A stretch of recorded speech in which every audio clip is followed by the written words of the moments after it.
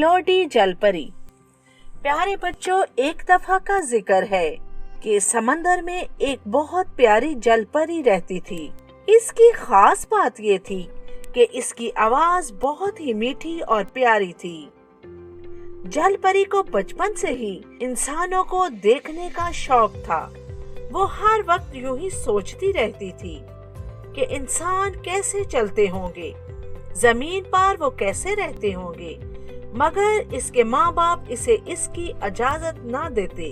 अपनी 10वीं सालगिरह पर जलपरी ने बहुत जिद की कि इससे इंसान देखने हैं। आखिर तंग आकर जलपरी के बाप ने कहा, ठीक है, जब तुम 16 बरस की हो जाओगी तो पानी के ऊपर जा सकती हो और इंसानों को देख सकती हो, मगर तुम किसी भी इंसान से बात नहीं करोगी। जलपरी बहुत खुश हो गई और अपनी 16वीं सालगिरह का इंतजार करने लगी। आखिरकार इसकी 16वीं सालगिरह भी आ गई और जलपरी ने अपने वालिदैन को इनका वादा याद करवाया। जलपरी के वालिदैन ने इसे इजाजत दे दी और जलपरी खुशी खुशी पानी के ऊपर चली गई। पानी के ऊपर जाकर जलपरी ने दरख्त देखे, खूबसूरत रंगारंग परिंदे देखे और इसे ये सब बहुत अच्छा लग रहा था और वो सोचने लगी। इसने 16 साल ऐसे ही पानी में गुजार दिए। इतने में वहाँ से एक बहरी जहाज गुजरा। जलपरी ने देखा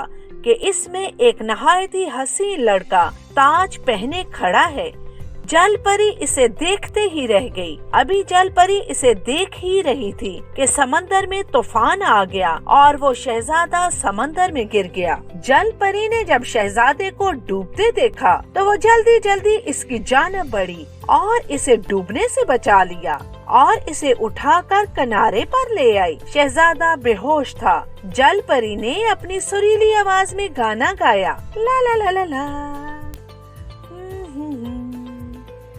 ला ला ला, ला ला ला ला, और शहजादे को होश आ गया।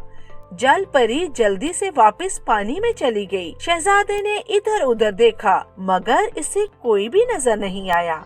शहजादा थोड़ी सी तलाश के बाद अपने महल वापस चला गया। जलपरी समंदर में तो वापस आ गई मगर इसका दिल शहजादे के पास रह गया। वो पानी में वापस आकर बार बार शहजादे के बारे में ही सोच रही थी। आखिर इसने अपने वालिदैन से कहा, मुझे इंसानों की तरह जिंदगी गुजारनी है और मुझे जमीन पर रहना है। जलपरी के वालिदैन ने कहा कि तुम्हारे पास टांगे नहीं हैं और तुम जमीन पर नहीं चल सकती और हम इसमें तुम्हारी कोई मदद नहीं कर सकते। हाँ, अगर समंदर की रानी तुम्हारी मदद कर सकती है, मगर वो बहुत खौफनाक आवाज वाली और लालची है और इसकी आवाज की दहशत से सब डरते हैं। जलपरी ने फैसला कर लिया था कि वो शहजादे के पास जाने के लिए कुछ भी करेगी।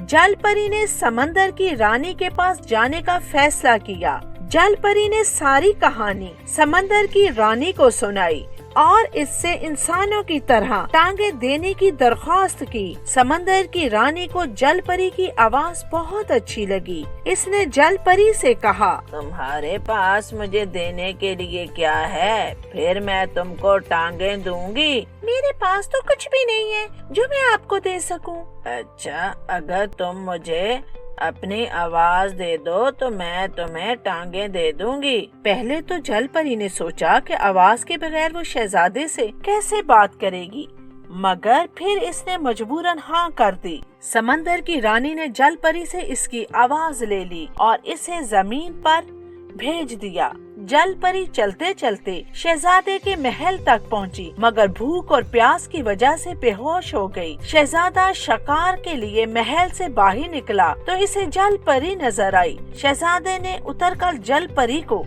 पानी पिलाया और इससे पूछा कि वो कहाँ से आई है, मगर जलपरी की आवाज तो समंदर की रानी ने ले ली थी। इसने बोलने की काफी कोशिश की मगर शहजादे को कुछ समझ न आई और वो इसे महल के अंदर ले आया। यूं जलपरी महल में रहने लगी। दूसरी तरफ समंदर की रानी अपनी सुरीली आवाज की वजह से बहुत परेशान थी, क्योंकि इतनी सुरीली आवाज की वजह से पूरी समुद्री राया पर इसका रौब व दबदबा खत्म हो गया था।